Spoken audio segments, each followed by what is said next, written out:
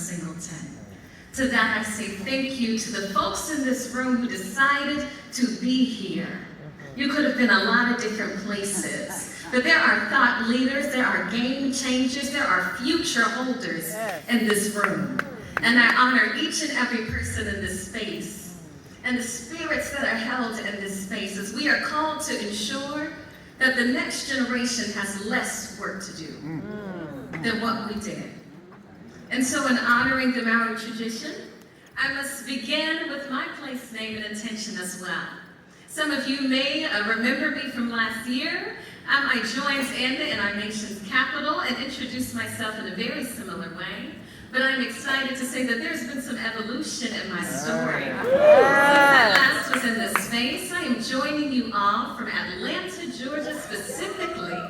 I moved from Kennesaw to Atlanta, Georgia at the top of this year, and I like to call myself an ATLian, as we say down south. And so Atlanta is special to me as it has shaped and molded me into who I am. I honor the indigenous voices and caretakers of that land, as the Eastern Cherokee people and the Lower Muskogee Creek people.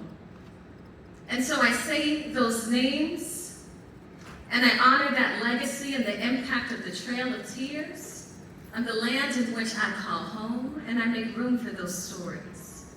While I consider myself to be a Georgia peach, I hail from the West. I was born in Los Angeles, West Side! Let's go! I have a bi-coastal experience that I draw from that has led me to this moment and where I am today. I love to visit my family on the West Coast and spend time there, but I always say to folks, I've had more grits than avocado toast. I was in the South, okay? And so that Georgia peach energy is so important and special to me, and it connects me to my ancestors as well, as I know my ancestors hailed from the South, from Georgia specifically, but moved to the West Coast in that great migration. And so I often wonder to myself, and what places am I standing, walking, and living that are the legacy of my ancestors, and I don't know. And so I carry this bi-coastal experience that brings me to my name and my name story. My name is Madison Ariel Potts McAdoo. And so my name story is interesting to me as I consider where Madison came from. My parents, I call their names into the space and honor who they are and how they brought me to this place. Tandria and Trayvon Potts. Yeah. They were intentional in naming me with racial ambiguity.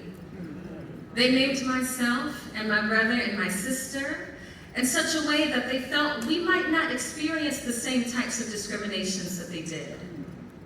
To put it simply, they wanted me to not have my resume turned down as I applied for jobs, as I applied for different higher educational institutions. There was intentionality and recognition of the ways that race impacts our lives, and that Black names might not be safe. And so I stand here and honor their efforts. But if someone is not expecting to see locks and big earrings walk into the room, I recognize I got to deal with some things, but I have some tools to deal with those things. Yes. And so another part of my name that I'm proud of is my Potts legacy. The name Potts was given to my ancestors as a result of enslavement. And so while there's only so much I can know, because my history's been erased in many ways, I honor them. And I'm proud to have their courage, strength, and resilience running through my veins. And that brings me to the last part of my name story. That's an update that I'm very excited about. That McAdoo piece. Yes. January 1st, Yeah. McAdoo. Woo! And I'm proud to have inherited this family, this name, and this legacy as well. All of these pieces tie me to my intention here today. My intention is to first welcome you all to honor the voices that have come before me, and Glenn Singleton and Dr. Ruby, thank you for who you are. Can I honor you and see you in your fullness? Thank you. And Jessica Care-Moore and our incredible introductory pieces to our time together today. So honoring and welcoming you, and also to let you know we have some fire coming to this stage. We have some fire coming to this stage. I happen to work on the Courageous Conversation for-profit side and nonprofit side. And so I've spent time in our Courageous Conversation Global Foundation as a board member and also someone who helps with our Fellows Program. And I have met some incredible young people who I consider to be family that inspire me to no end.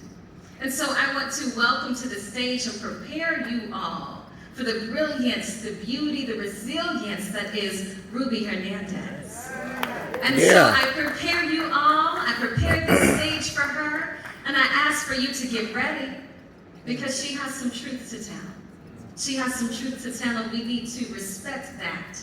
And we need to see her in her fullness. I am so inspired by Ruby and so grateful for our friendship and thankful that Courageous Conversation Global Foundation has brought us together.